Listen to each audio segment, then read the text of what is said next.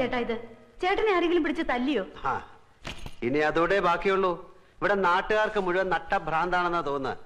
വെറുതെ ട്രെയിനിൽ കയറാനും ഇറങ്ങാനും ആളുകൾ ഉണ്ടാക്കുന്ന തള്ളു കണ്ടാലേ ഇന്നൂടെ ലോകമുള്ളൂ തോന്നും. ഈ അഡ്രസ്സും കൊണ്ട് അന്വേഷിച്ച് ഞാൻ രാത്രി മുഴുവൻ കറങ്ങി നടന്നു. ഞങ്ങൾ കഴിഞ്ഞ ആഴ്ച വീട് മാറി. ഇത് തൽക്കാലം 2-3 മാസത്തേക്കാ.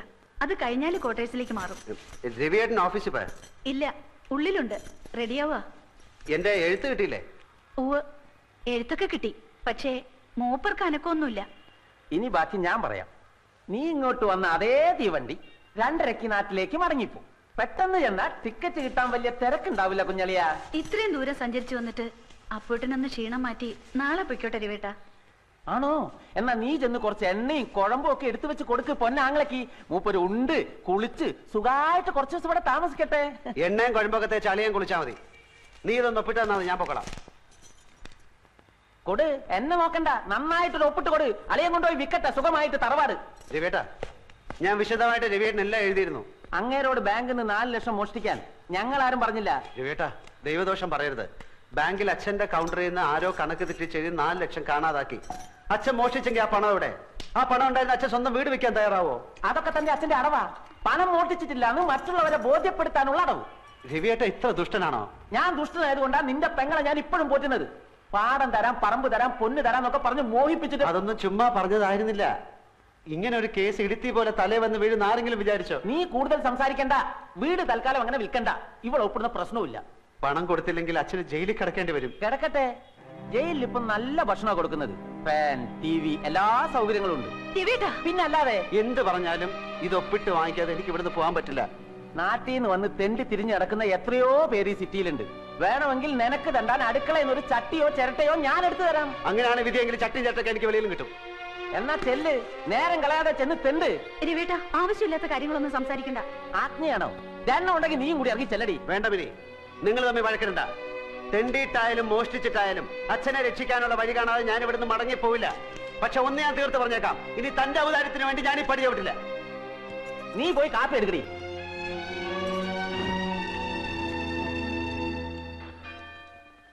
അവൻ നൂറുദ്ദീൻ, നൂറ് എന്ന് ചെറുതാക്കി വിളിക്കും. എന്റെ ബാല്യകാല സുഹൃത്ത്. അവൻ ഈ നഗരത്തിലാണ്. ഇവിടെ മാമ ബീരാനിക്കയുടെ കൂടെയാണ് നൂറിന്റെ താമസം. മാമയുടെ കച്ചവടത്തിന് സഹായിക്കലാണ് പണി.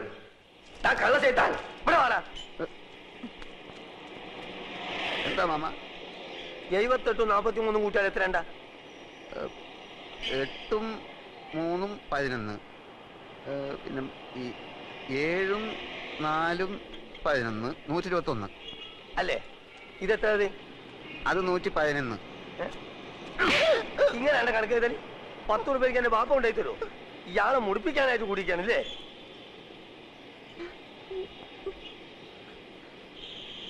ഈ എന്താണ്ട് കുന്തം മുണിക്കാമായിരിക്കണേ?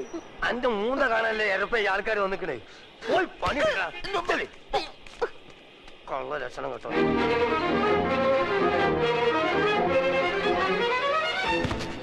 എടാ നൂറേ, എന്റെ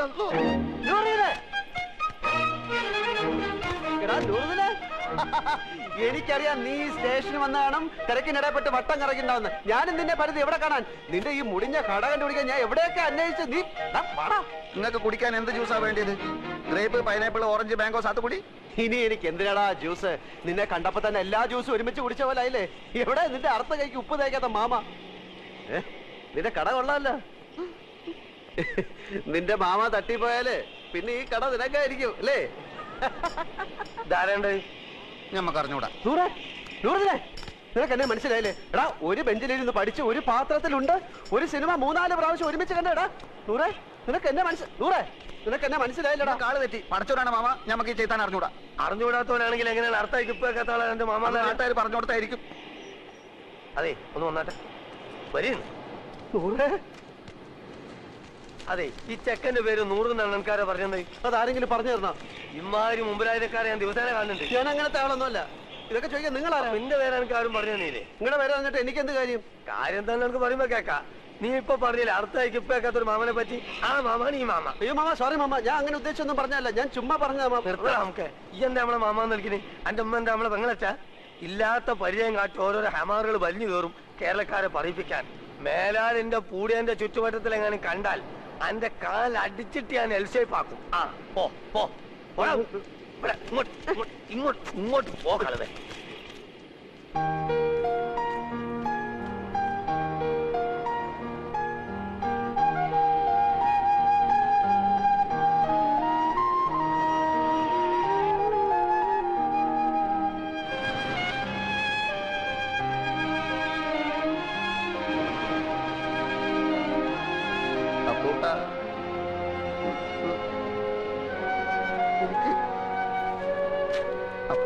ഈ കടപ്പുറം നിന്റെ തറവാട്ട് അറിയാവുന്നല്ല. നിനക്ക് എന്നെ അറിയില്ലല്ലേടാ പൊന്നി. എടാ സ്കൂളിൽ പഠിക്കുമ്പോൾ ഞാൻ നിനക്ക് എത്ര ഐസിക്ക് വാങ്ങിച്ചു തന്നിട്ടുണ്ടോ? എടാ എല്ലാ കണക്ക് പരീക്ഷയ്ക്ക് നീ എന്റെ പേപ്പർ കോപ്പി അടിച്ചല്ലേടാ ജയിച്ചത്. എടാ 8ാം ക്ലാസ്സിൽ പഠിക്കുമ്പോൾ ഹൈമവലിയുടെ ചോറ് കട്ട് ചെയ്യുന്നതിനെ നിന്നെ സ്കൂളിൽ സസ്പെൻഡ് ചെയ്തപ്പോൾ ഞാനല്ലേടാ കുറ്റമായിട്ടെടുത്ത് നിന്നെ രക്ഷിച്ചത്. പറയടാ കഴിഞ്ഞ എന്ത് കഴിഞ്ഞാന്ന് പറഞ്ഞു കഴിഞ്ഞോന്ന് കഴിഞ്ഞെങ്കിൽ ഞമ്മക്കും ചിലത് പറയാനുണ്ട്. എനിക്ക് കേൾക്കണ്ട. എന്നാ ചെവി പൊത്തിക്കളാം.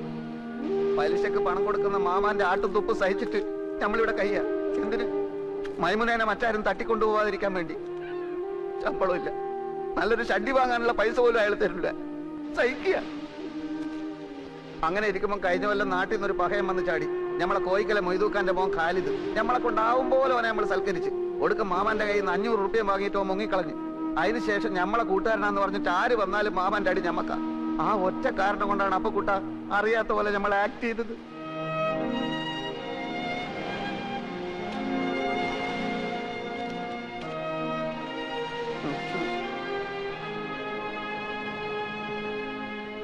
എന്നാലും ഒരെന്നാലുമില്ല.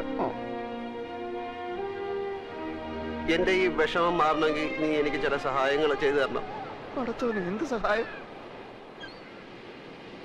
അച്ഛന്റെ കേസിന്റെ കാര്യം ഞാൻ എഴുതിയിരുന്നല്ലോ. പെൻഷൻ വരെ അവർ പിടിച്ചു വെച്ചു. ഇളയ പെങ്ങളാണെങ്കിൽ മെഡിസിൻ 3ാം വർഷമാണ്.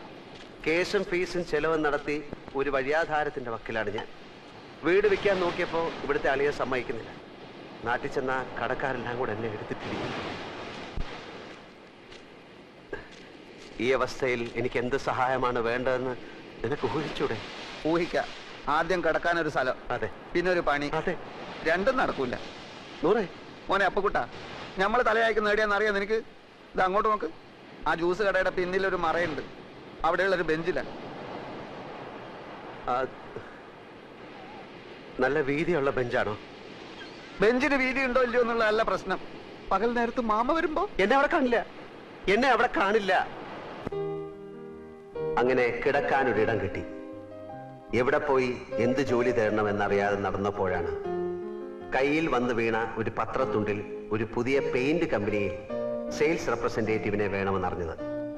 3000 രൂപ ശമ്പളം, ടൈ കെട്ടണം, ബെൽറ്റും ഷൂവും വേണം, എല്ലാം ഓക്കെ. പക്ഷെ ജോലി വേണമെങ്കിൽ സ്വന്തമായി ഒരു മോട്ടോർ സൈക്കിൾ ഉണ്ടാവണം. ഒന്ന് തൽക്കാലം വാടകയ്ക്കെടുത്ത് ജോലി സംഘടിപ്പിച്ചു. പക്ഷേ അതുകൊണ്ടായില്ല. നൂറിനോട് കാര്യം അവതരിപ്പിച്ചു. നിങ്ങൾ നിങ്ങളുടെ ഇഷ്ടം പോലെ ചെയ്. ബാപ്പ എങ്ങാനും അറിഞ്ഞാ അറിയാലോ. അറിയാ എന്റെ കരളെ. പറയാ ചതിക്കല്ലേ. സ്നേഹമുള്ളവളാ മൈമുന. എടാ നൂറെ, 5000 രൂപ കൊടുത്താൽ മാർവാടി ബൈക്ക് വരും. 2000 എന്റെ കയ്യിലുണ്ട്. ഇത് വെച്ച് 3000. ബൈക്കും ജോലിയും കയ്യിൽ. 600 രൂപ അടവുള്ളൂ. എല്ലാം ശരിയാവും. നീ വാ.